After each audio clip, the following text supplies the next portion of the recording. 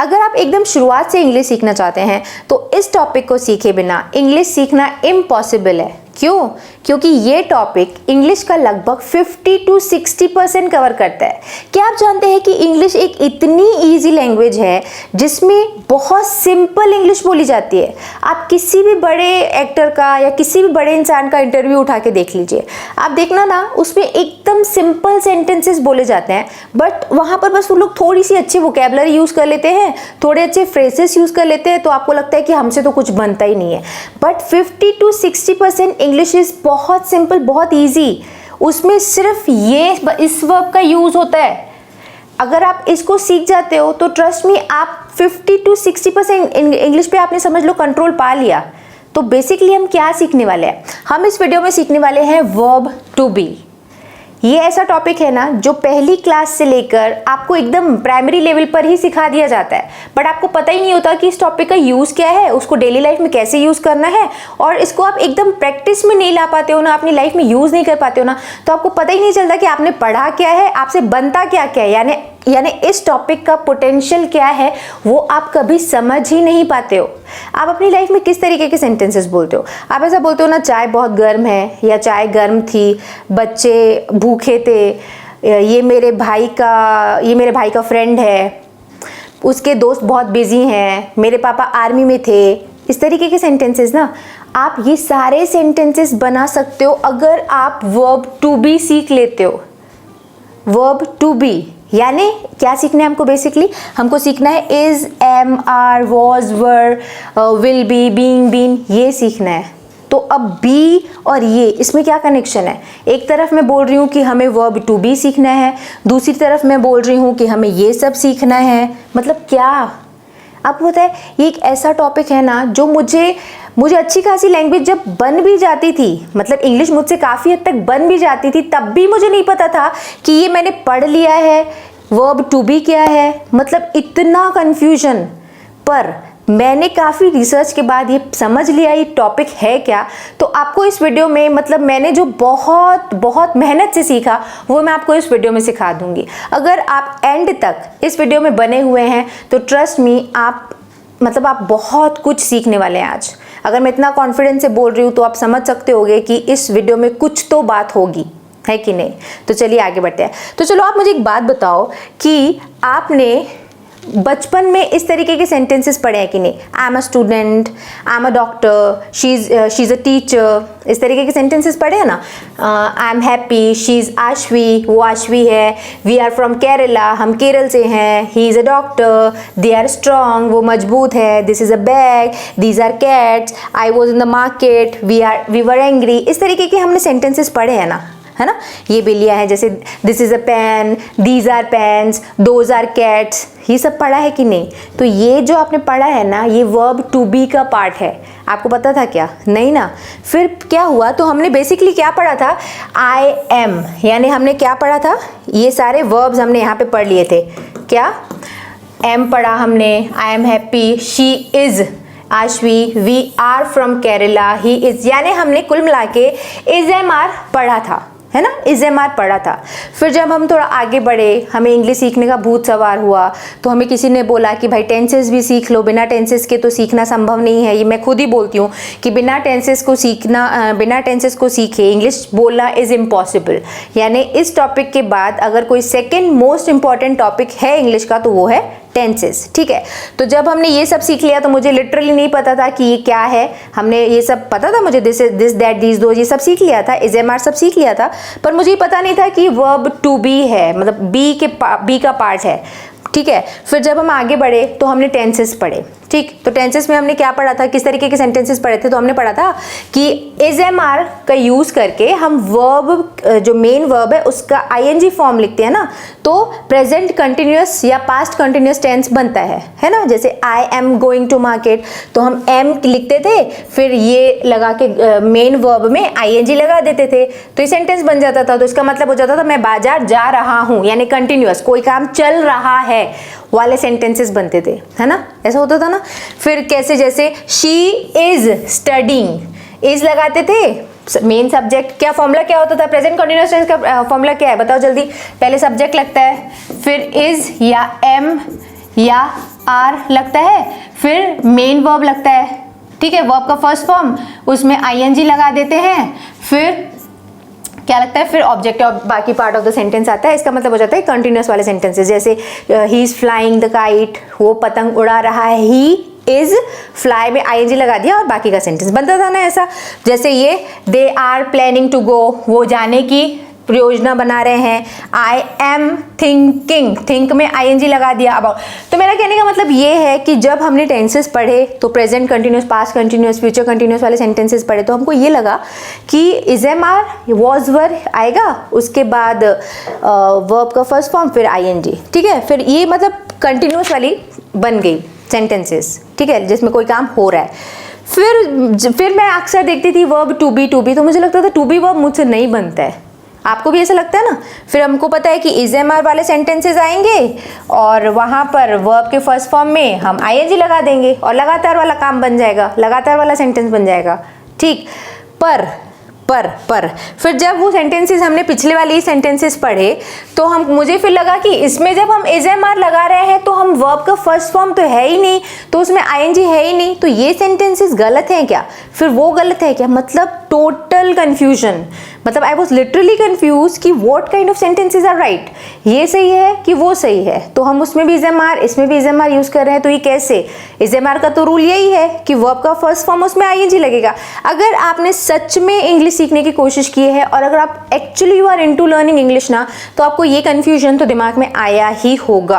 अगर नहीं आया है तो maybe you are not doing it in right way, और maybe you are more intelligent than me or a lot of students, right?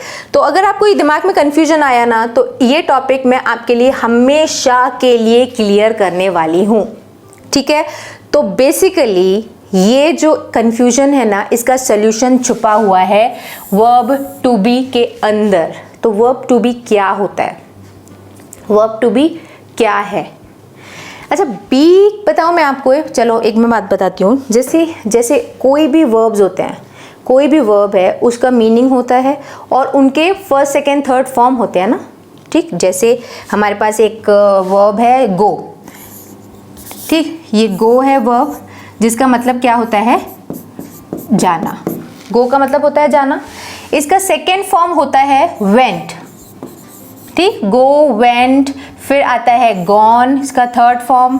इसका ING form आता है गोइंग, ठीक है, और इसका फिफ्थ फॉर्म क्या आता है? गोज, ठीक। तो कौन सा फॉर्म हुआ? ये फर्स्ट हुआ, ये सेकेंड फॉर्म हुआ वर्ब का, ये थर्ड फॉर्म हुआ, ये आईएनजी फॉर्म हुआ, और ये हुआ फिफ्थ फॉर्म, ईएस फॉर्म हुआ ना। यानी एक नॉर्मल वर्ब के इतने टाइप्स होते हैं, 5 फॉर्म होते हैं, राइट। वैसे ही कोई और बोलो ड्रिंक, या चलो एक और राइट बोल दो, राइट, रोट, रिटर्न, फिर राइटिंग, राइट, इस तरीके से होते हैं कि नहीं वर्ब के फॉर्म। तो देखो, चलो यहाँ पे मैंने लिखी हुई है चार्ट। जैसे ड्रिंक है, ड्रिंक, ड्रैंक, ड्रंक, ये फर्स्ट फॉर्म, ये सेकेंड फॉर्म, ये थर्ड फॉर्म, ये फोर्थ फॉर्म और ये फिफ्थ फॉर्म वर्ब के। तो ड्रिंक मतलब पीना, ड्रैंक, ठीक है, ड्रंक, ड्रिंकिंग, ड्रिंक्स, 5 फॉर्म हुए। वैसे ही फ्लाई मतलब उड़ाना, फ्लू, फ्लोन, तीनों फॉर्म हो गए। फ्लाइंग, इसका आईएनजी फॉर्म या प्रेजेंट पार्टिसिपल भी बोलते हैं, या फ्लाइज, ठीक है। वैसे ही राइट, रोट, रिटर्न, यानी हर एक वर्ब के नॉर्मली 5 फॉर्म होते हैं जिनको हम यूज करते हैं। इतना तो आपको पता है ना, ठीक है। तो वैसे ही ये जो वर्ब टू बी होता है, ये भी एक नॉर्मल वर्ब है। जैसे ये वर्ब है, ये वर्ब है, ये है, ये है, ये गो, वेंट, गॉन, कम, केम, कम, कमिंग, कम, कम्स। तो ये जैसे नॉर्मल वर्ब्स है ना, क्रियाएं हैं, वैसे ही वर्ब टू बी भी एक क्रिया है। बी, ठीक है, ये बी, इसका मतलब होता है होना।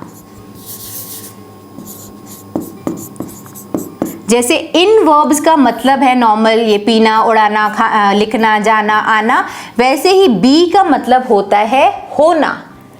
कोई काम या कोई चीज या कोई व्यक्ति का होना, एग्जिस्ट करना, उसका प्रेजेंट होना, ये होता है होना, बी का मतलब। तो जैसे इन वर्ब्स के फॉर्म हैं, तो वैसे बी का भी तो फॉर्म होना चाहिए ना। इन वर्ब्स के नॉर्मल 5 फॉर्म है, तो बी जब एक नॉर्मल क्रिया है, नॉर्मल वर्ब है, तो उसके भी तो फॉर्म होंगे कि नहीं होंगे, ठीक है। तो जब इनके जैसे फॉर्म होते हैं ना, वैसे ही बी के भी फॉर्म होते हैं। ये इन्हीं में से ये लिस्ट हो गई बी, ठीक है। यहां पर बी एक बहुत अलग तरीके का वर्ब है। इनके कितने नॉर्मल फॉर्म है, drink, drank, drunk, drinking, drinks, go and gone, ये है ना, go and gone, going, goes, fly, flu, phloem, flying, flies, इस तरीके से है ना।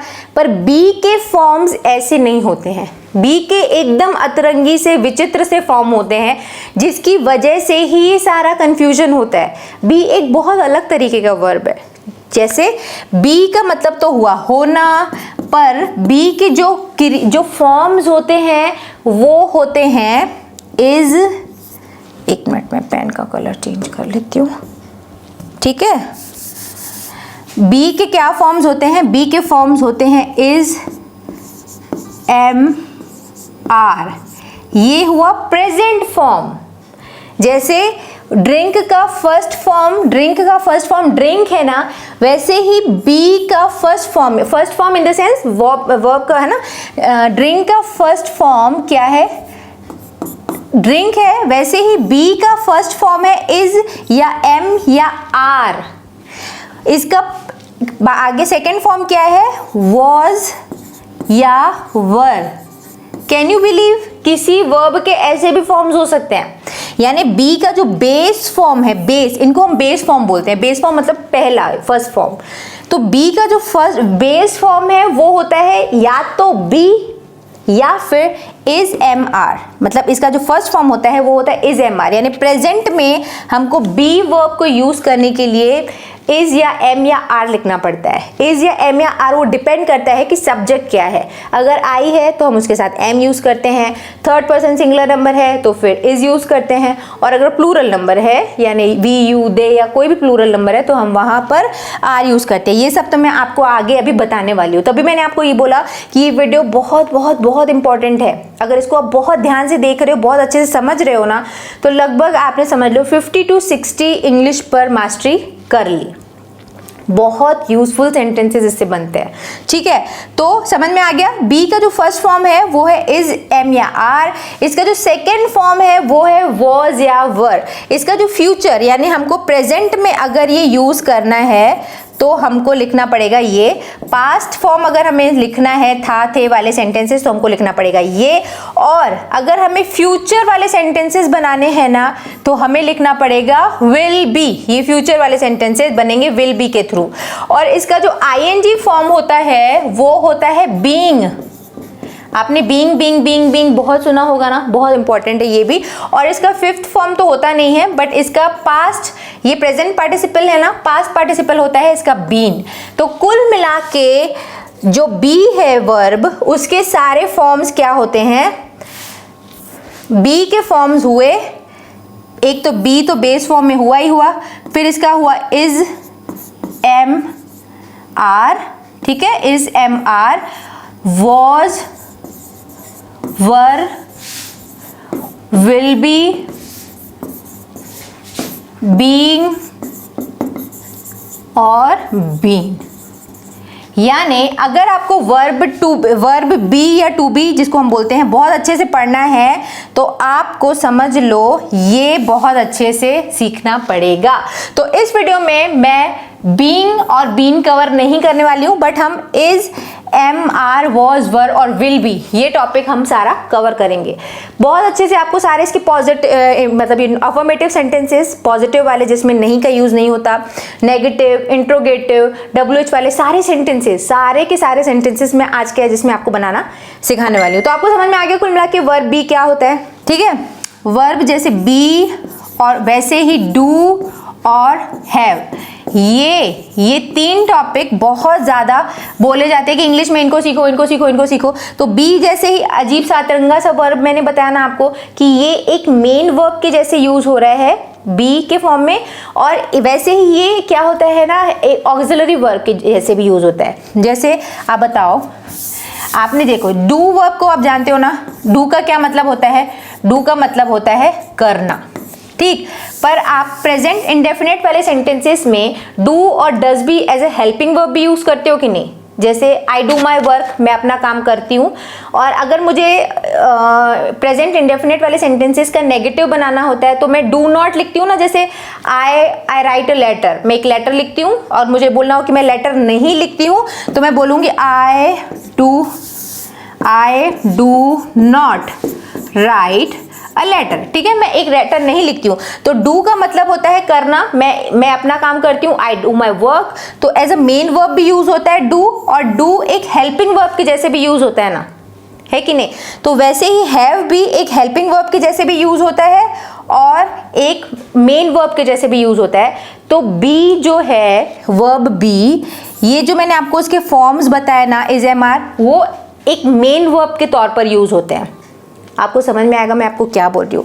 और मेन वर्ब के जैसे भी यूज होते हैं, और जो बी है ना, इज एम आर, वो हम हेल्पिंग वर्ब के जैसे भी यूज करते हैं। यानी मैंने आपको इसमें जो ये वाला बताया था, ये वाले सेंटेंसेस जो मैंने आपको बताया ना, इन सारे सेंटेंसेस में जो इज एम आर है वो एक मेन वर्ब के जैसे यूज हुआ है, मेन वर्ब के जैसे। वैसे ही ये वाले जो स्लाइड है, इसमें जो मैंने आपको कंटिन्यूस वाले सेंटेंसेस में इज एम आर का यूज बताया, इनमें इज एम और आर एक हेल्पिंग वर्ब के जैसे यूज हुआ है। ठीक है, तो जब हम इज एम आर को हेल्पिंग वर्ब के जैसे यूज करते हैं ना प्रेजेंट कंटिन्यूस टेंस में, वहां पर हमको इस वाले में यानी मेन वर्ब का आईएनजी फॉर्म लिखते हैं और वो कंटिन्यूटी वाले सेंटेंसेस बनते हैं जिनमें काम हो रहा है। बट जो मैंने आपको पहली स्लाइड बताई, उनमें जो वर्ब है, बी वर्ब है, इज एम आर है, वो एक मेन वर्ब के जैसे यूज होता है। इसीलिए हम वहां पर हमको मेन वर्ब में आईएनजी नहीं लगाना पड़ता। आपको समझ में आया कि मैं आपको क्यों बोल रही थी कि मुझे आज तक समझ में नहीं आया था कि हो क्या रहा है? ये इसीलिए ऐसा था ना, क्योंकि बहुत कंफ्यूजिंग है। कई लोगों को नहीं पता होता है कि बी का is am are present form है, उसका सेकेंड फॉर्म है वॉज वर, उसका फ्यूचर फॉर्म है विल बी।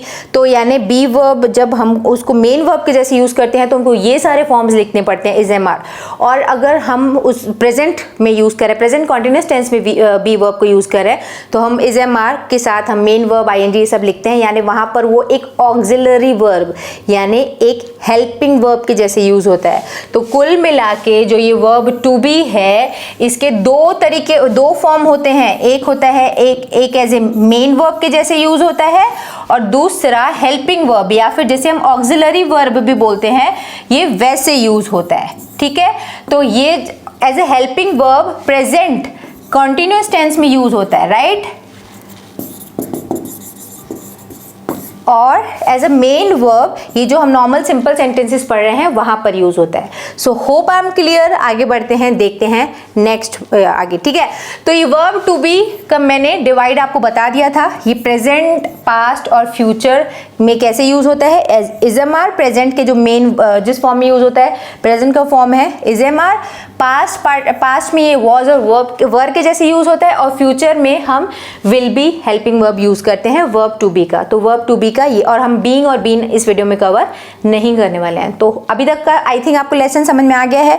अगर मैं बहुत ज़्यादा डिटेल में चली गई हूँ, अगर आपको नहीं समझ में आया तो आप थोड़ा सा पीछे जाइए, फिर से सुनिए मैं आपको क्या बोल रही हूँ। क्योंकि हो सकता है कई बार इनफैक्ट मैं बहुत ज़्यादा डिटेल बताने के चक्कर में ना बहुत ज़्यादा डिटेल बता देती हूँ। तो I don't know if I am clear और नॉट, आपको सब समझ में आया कि नहीं आया तो आप नीचे कमेंट सेक्शन में मेंशन करिएगा। अगली बार से मैं थोड़ा सा कम बता दिया करूंगी। चलिए आगे बढ़ते हैं। ठीक है, तो टू बी वर्ब के कितने फॉर्म होते हैं? प्रेजेंट, पास्ट और फ्यूचर। प्रेजेंट के वर्ब्स जो होते हैं वो है इज एम आर, ये पास्ट का जो फॉर्म है वो वॉज वर, और विल बी फ्यूचर का। ठीक है, तो ये आपको पता है कि इज का मतलब होता है, एम का मतलब हूं, आर का मतलब है क्या है। ठीक, आगे बता रही हूँ मैं आपको। खैर, तो ये मैंने पूरा चार्ट आपके लिए बनाया हुआ है। इसको अगर आप बहुत ध्यान से देख रहे हैं ना तो आपको सब समझ में आ जाएगा।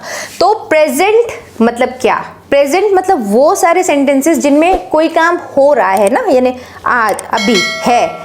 जैसे वो मेरा भाई है, मैं खुश हूँ, वो दुखी हैं, तो है हूँ, इस तरीके के सेंटेंसेस जिनके लास्ट में है या हूँ या है आता है, वो प्रेजेंट के सेंटेंसेस कहलाते हैं। तो उनमें हमको यूज करना है इज, एम या are, depending on the subject. जैसे प्रेजेंट में मैंने लिखा हुआ इज एम आर, तो आई का मतलब तो मैं होता है, तो आप सभी को पता है कि आई के साथ एम यूज होता है, यानी हूँ सिर्फ हम आई के साथ ही यूज करते हैं, एम सिर्फ आई के साथ यूज होता है। आई am happy, I am sad, I am a teacher, I am a student, I am a doctor, I M, फिर आपको जो भी सब्जेक्ट बोलना हो आप बोल सकते हो, ठीक है। तो कुल मिला के ये हुआ कि टू बी वर्ब का मतलब या बी वर्ब का मतलब हुआ सब्जेक्ट, जो भी सब्जेक्ट है वो या तो कुछ है, जैसे I am a doctor, I am a teacher, या she is a doctor, she is a teacher, she is happy, she is sad, she is my friend, she is my sister's friend, तो वो कुछ है या वो कहीं है। She is in Delhi, she is at market, she is in America. Subject जो है या तो कहीं है या कुछ है, यानी किसी सब्जेक्ट का स्टेट ऑफ बीइंग वो कहाँ है या वो क्या है बोलने के लिए हम टू बी वर्ब का यूज करते हैं। तो बी का मतलब तो होता है होना, तो मैंने बोला आई एम हैप्पी मतलब मैं खुश हूँ, तो बी का मतलब होना हुआ ना, मैंने ये बोला मैं खुश हूँ, तो मतलब हुआ हमने बी का प्रेजेंट मतलब एक मेजर फॉर्म यूज किया, उसको एज ए हेल्पिंग वर्ब थोड़ी यूज किया। मैंने बोला अगर मैं अमेरिका में हूँ, आई एम इन अमेरिका, ठीक है, तो मैंने ये बोला कि मैं कहाँ हूँ, मैं अमेरिका में हूँ, तो मेरे स्टेट ऑफ बीइंग की बात हो रही है, मैं कहाँ हूँ, मेरे एग्जिस्टेंस की बात हो रही है, तो यहाँ बी का एक मेजर प्रेजेंट फॉर्म यूज हो रहा है, तो इसका मतलब ये हुआ कि be as a main verb इस इन सेंटेंसेस में यूज हुआ है ना। जैसे I am a student, subject के कुछ होने की बात हो रही है, वो कुछ है, क्या है, ही इज और शी इज और आई एम अ स्टूडेंट, तो यहाँ पर बी का एक मेन फॉर्म यूज हुआ है, फर्स्ट फॉर्म यूज हुआ है, तो इसीलिए यहाँ पर जो एम है ये एक मेन वर्ब है, इसीलिए यहाँ पर एम एक हेल्पिंग वर्ब नहीं है। हम जब प्रेजेंट कॉन्टिन्यूस में इज एम आर का यूज करते हैं तो वहां पर वो हेल्पिंग वर्ब क्यों होते हैं, ये बात मुझे बहुत लेट समझ आई, इसीलिए मैं आपको बहुत ध्यान से समझा रही हूँ।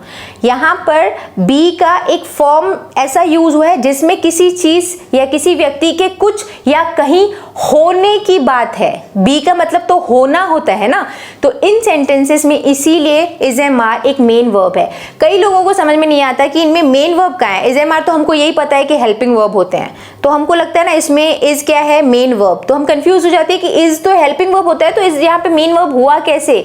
इज का मतलब कोई क्रिया तो होती नहीं है, और हमको तो यही पता है ना कि वर्ब मतलब कोई क्रिया, या वर्ब मतलब कोई काम होना, या कोई काम हो रहा है, कोई काम, तो यहाँ पर तो एम मतलब कोई क्रिया होती नहीं है, तो इसलिए हमको समझ ही नहीं आता कि बी वर्ब है क्या। तो बी वर्ब का मतलब हुआ होना, और एम या आई एम हैप्पी मैं खुश हूँ, तो मेरे कुछ होने की बात हो रही है ना, होने की, इसीलिए बी के एक फॉर्म के तौर पे एम यूज हुआ है, तो इसीलिए वो मेन वर्ब है। So hope I am clear, ठीक है। तो यहाँ पर जो आई है, आई के साथ क्या वर्ब का कौन सा फॉर्म यूज होता है, एम। जैसे आई एम अ स्टूडेंट, मैं एक विद्यार्थी हूँ, I am at home now, मैं घर पर हूँ, तो इसीलिए यहाँ पर क्या यूज हुआ, आई के साथ एम यूज हुआ, और एम ये पूरा इसका प्रेजेंट फॉर्म यूज हुआ, और ये यहाँ पर इस तरीके के सेंटेंसेस बने। क्लियर, मैं अभी घर पर हूँ, I am at home now. तो वैसे ही इज कहाँ पे यूज होता है, इज यूज होता है ही, शी, इट या नेम, या कोई भी singular number, third person singular number. he is my friend, he is happy, he is at home now, he is at market now, he is my sister's friend। तो he या she या it ही मतलब लड़के के लिए use होता है ना, वह, she लड़की के लिए यूज होता है वह, it वह यूज होता है नॉन लिविंग ऑब्जेक्ट्स के लिए, यानी आपको किसी निर्जीव वस्तु के लिए जब बोलना हो, चेयर, कुर्सी, या किसी एनिमल के लिए बोलना हो जिनका जेंडर आपको नहीं पता, या किसी पक्षी की आप बात करो, वहां पर इट यूज होता है, उनके साथ भी इज का यूज होता है। और या फिर किसी का नाम हो जैसे राहुल, या कोई भी singular person, singular number third person, ठीक है, तो इनके साथ इज का यूज होगा। Rahul is my friend, my brother is kind, third person singular number है ना, माई ब्रदर, ये क्या है, ही नहीं है, शी नहीं है, इट नहीं है, किसी का नेम भी नहीं है, थर्ड पर्सन। थर्ड पर्सन मतलब क्या हुआ, आपके और मेरे अलावा जब भी कोई तीसरा इंसान की बात होती है तो वो थर्ड पर्सन कहलाता है। और अगर जिसकी बात हो रही है, my friend, my brother, my sisters, niece, है ना। इस तरीके से अगर हम किसी भी इंसान की बात कर रहे हैं जो हम दोनों के अलावा है, आपके और मेरे अलावा है, तो वो थर्ड पर्सन, और अगर वो एक है व्यक्ति तो उसके साथ इज, ठीक है। तो जैसे माई ब्रदर इज काइंड, समझ में आ गया। बाकी वी, यू और दे या plural number, third person plural number, आपके और मेरे अलावा कोई भी तीसरा व्यक्ति, बट वो एक नहीं, एक से ज्यादा है, तो वहां पर हम आर का यूज करते हैं। जैसे Mohan and Sohan are happy, वो दोनों खुश हैं, है ना। तो एक या दो से ज्यादा लोगों की बात होती है तो क्या आर यूज करते हैं। जैसे दे आर ऑनेस्ट, वो ईमानदार है, ठीक है। तो बहुत सिंपल है, अभी मैंने बहुत डिटेल में बताया, इसलिए आपको थोड़ा सा डिटेल लग सकता है, बट ये बहुत सिंपल है, ट्रस्ट में बहुत सिंपल है। अगर आपने इन सेंटेंसेस की प्रैक्टिस कर ली ना, तो ट्रस्ट में बहुत आसानी से आप लगभग 50 to 60% जो भी इंग्लिश में सेंटेंसेस यूज होते हैं वो कवर कर सकते हो, ठीक है। तो प्रेजेंट का देख लिया आपने कैसे, मैं आगे अभी आपको और बाकायदा स्ट्रक्चर के साथ भी बताने वाली हूँ। नेगेटिव और इंट्रोगेटिव नेगेटिव, ये सारे सेंटेंसेस भी बताऊंगी, आप जस्ट होल्ड तो करो, ध्यान से देखो तो सही, ठीक है। तो प्रेजेंट हमने देख लिया। अब पास्ट में था, थे, थी वाले सेंटेंसेस आते हैं जैसे, और इसमें क्या आता है, वॉज और वर ही यूज होता है। जैसे आई, ही, शी, इट, नेम, या कोई भी थर्ड पर्सन सिंगुलर नंबर है तो इन सब के साथ हम वॉज यूज करते हैं। आपको पता तो है ना, वह मेरा दोस्त है या वह मेरा दोस्त था, तो जब भी हमको था वाले सेंटेंसेस बोलने हैं ना तो हम वॉज यूज कर लेते हैं। जैसे वो मेरी फ्रेंड थी, वो मेरा बैग था, वह मेरा बैग था, यानी जब भी एक वचन की बात हो रही है तब हम वॉज का यूज करेंगे, और जब ज्यादा की बात होगी तब हम क्या यूज करेंगे, वर यूज करेंगे। जैसे वी वर, हम गए थे या दुकानें बंद थी, ठीक है। तो जब भी एक से ज्यादा की बात होगी तो वहां पर वर यूज होगा, और यू के साथ भी वर यूज होता है। जैसे देख लो, आई वॉज हेल्पलेस, मैं मजबूर था, तो था एक वचन की बात हो रही है तो हमने वॉज यूज किया। ही वॉज माई फ्रेंड, वो मेरा मित्र था। यू वर देयर, तुम वहां थे, है ना, थे हम बोलते हैं ना, तो इसलिए वहां पर वर यूज होगा। Children were happy, the children were happy, बच्चे खुश थे। अगर था वाले सेंटेंसेस आएंगे तो वॉज, ज्यादा वाले सेंटेंसेस आएंगे, है ना, वर, थे वाले सेंटेंसेस हम वर लगा देंगे, ठीक है। अभी इतना समझते जाओ, आगे और आपको प्रैक्टिस के लिए बहुत कुछ मिलने वाला है। फ्यूचर वाले सेंटेंसेस देख लो, फ्यूचर जैसे होगा या होंगे या होगी, इस तरीके के वाले जो भी सेंटेंसेस बनेंगे ना, तो हम वहां पर क्या यूज करते हैं, विल बी। जब भी, और इन सब में हमको थोड़ा बाउंडेशन है ना कि आई के साथ या इनके साथ ये यूज होगा। विल बी फॉर ऑल, जितने भी सब्जेक्ट्स हैं सबके साथ हम विल बी यूज करते हैं। हालांकि इसके साथ शैल भी आता है, बट अभी जो इंग्लिश है ना, करंट इंग्लिश है, स्पोकन इंग्लिश है, वहां पर शैल बी नहीं यूज होता है, वो ऑब्सोलीट हो चुका है। विल बी ही यूज होता है सारे सब्जेक्ट के साथ, बट अगर आप चाहे तो आई वी के साथ आप शैल बी यूज कर सकते हैं, शैल बी, बट सभी के साथ अगर आप विल बी करो तो वो ज्यादा बेटर है। तो जैसे, और इसका मतलब क्या होगा, होगा या होंगे या होगी। जैसे वो डॉक्टर होगी या डॉक्टर बनेगी, वो अभी सो रही होगी या वो अभी घर पर होगी, वो सोई होगी, दुकानें बंद होंगी। तो इस तरीके के सारे सेंटेंसेस विल बी के साथ बनते हैं। जहां पर आप फ्यूचर की बात करते हो, ऐसा होगा, सब्जेक्ट वो खुश होगी, यानी जो भी सब्जेक्ट है वो या तो कुछ होगा या कहीं होगी, वो जो है वो बहुत दुखी होगी, वो पास हो गई होगी, है ना। तो ऐसे, जैसे वी विल बी रिच, हम रईस होंगे, फ्यूचर की बात है, हम रिच हो जाएंगे, है ना, अमीर हो जाएंगे। या she will B at home tomorrow, वो कल घर पर होगी। तो जब भी फ्यूचर की बात होती है ना, तो वहां पर हम विल बी का यूज करते हैं, ठीक है। आगे देखते हैं कि ये सारे सेंटेंसेस का स्ट्रक्चर कैसे बनता है और इनका नेगेटिव, इंट्रोगेटिव और बाकी WH वाले सेंटेंसेस कैसे बनते हैं। ये यहाँ पर देखो, आपको चार्ट दिख रहा है, इस तरफ आप देख लो, चार्ट है ये पूरा। यहाँ पर मैंने लिखा हुआ है प्रेजेंट, जो कि इज एम आर, ये है, ये सब बता चुकी हूँ मैं आपको। तो इनमें सेंटेंसेस का मेनली स्ट्रक्चर होता क्या है, ये देखो। सबसे पहले बेसिकली ये जो सेंटेंस टू बी वाले जो सेंटेंसेस होते हैं ना, वर्ब टू बी वाले सेंटेंसेस, इनमें सबसे पहले आता है सब्जेक्ट। अभी तक आपने देखा ना, आई वी यू दे, ये सारे सब्जेक्ट सबसे पहले आ रहे हैं। इनके बाद आता है वर्ब। अब मेन वर्ब यानी टू बी वर्ब के फॉर्म्स, प्रेजेंट है तो इज एम आर, पास्ट है तो वॉज वर, और अगर फ्यूचर है तो विल बी आएगा। ये क्लियर है, बहुत सिंपल। इसके बाद सिंपली आता है ऑब्जेक्ट, जो भी ऑब्जेक्ट है उसके आगे अगर कोई भी पार्ट ऑफ द सेंटेंस है तो वो आ जाएगा। कितना सिंपल है, subject plus is am are plus object. और अगर आपको इसका नेगेटिव बनाना है तो इज एम आर या जो भी मेन वर्ब है ना, है ना, उसके बाद आप नॉट लगा दो। आपको पता तो है, सबको पता है, सबने थोड़ा बहुत तो पढ़ाई होता है, टेंसेस वगैरह सबको पता है। हमेशा अगर आपको किसी भी सेंटेंस का नेगेटिव बनाना है ना, तो उसमें वर्ब के बाद या हेल्पिंग वर्ब के बाद आपको नॉट लगाना होता है। जैसे she is happy, she is not happy, she is my friend, she is not my friend. तो इज एम आर के बाद आपको नॉट लगा देना है नेगेटिव सेंटेंसेस में, और ये अफर्मेटिव सेंटेंसेस में subject plus is am are plus object. और अगर आपको उसका इंट्रोगेटिव बनाना है कि वो एक डॉक्टर है, शी इज अ डॉक्टर, वो डॉक्टर नहीं है, she is not a doctor, क्या वो एक डॉक्टर है, तो आपको जो भी मेन वर्ब है ना उसको आगे लगा देना होता है। She is not a doctor, is she a doctor, यानी इज एम आर में जो भी हेल्पिंग वर्ब है या जो मेन वर्ब है वो आपको आगे लगाना है, फिर सब्जेक्ट ऑब्जेक्ट और फिर आ जाएगा क्वेश्चन मार्क। ठीक है। और अगर आपको इसका WH बनाना है तो जो भी WH वर्ड है वो लिखो, फिर उसके तुरंत बाद हेल्पिंग वर्ब लिखो। ये वाला ही स्ट्रक्चर बाद में आएगा, बस आगे WH आ जाएगा, हेल्पिंग वर्ब ये आ जाएगा, सब्जेक्ट ऑब्जेक्ट और क्वेश्चन मार्क। क्लियर। जैसे I am a doctor, I am not a doctor, am I a doctor, क्या मैं एक डॉक्टर हूं, why am I a doctor, मैं एक डॉक्टर क्यों हूं, why am I a doctor, तो वाई हमने लगा दिया, फिर एम, फिर आई, फिर ठीक है, ये हो गया। इसके बाद आपने ये ऑब्जेक्ट लगा दिया। क्लियर। वैसे ही आपको ये वाले सेंटेंस, अगर आपको ये स्ट्रक्चर समझ में आ गया तो ये भी सेम है, subject plus was verb plus object, subject plus was verb plus not, ये मैंने नॉट यहाँ पर नहीं लिखा है, ठीक है, तो इधर नॉट आएगा, फिर आएगा ऑब्जेक्ट, इसके बाद नेगेटिव बनाने के लिए। फिर आपको ये अगर इंट्रोगेटिव बनाना है तो वॉज वर्ब आगे आ जाएगा, सब्जेक्ट और फिर आएगा यहाँ पर object question mark.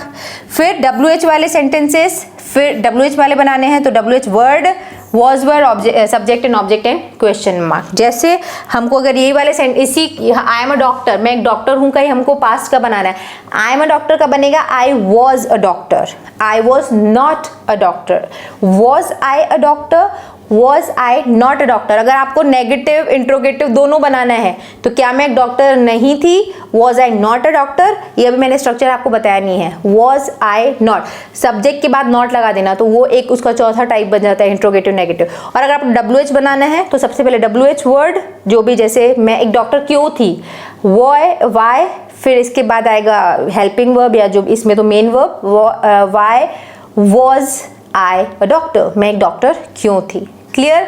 Similarly future के सेंटेंसेस बनेंगे, जैसे सब्जेक्ट प्लस विल बी, सब हेल्पिंग वर्ब बस बदलता है, या जो मेन वर्ब है वो बदलता जाएगा, स्ट्रक्चर सेम ही रहेगा, subject will be object, subject will be not object, फिर विल आएगा। यहाँ पर देखो इस वाले वर्ब में दो वर्ड्स है ना, तो विल भी पूरा आगे नहीं आता है, विल बस आगे आएगा, विल फिर सब्जेक्ट फिर बी आता है, सब्जेक्ट के बाद फिर बी आएगा और बाकी remaining part of the sentence आ जाएगा।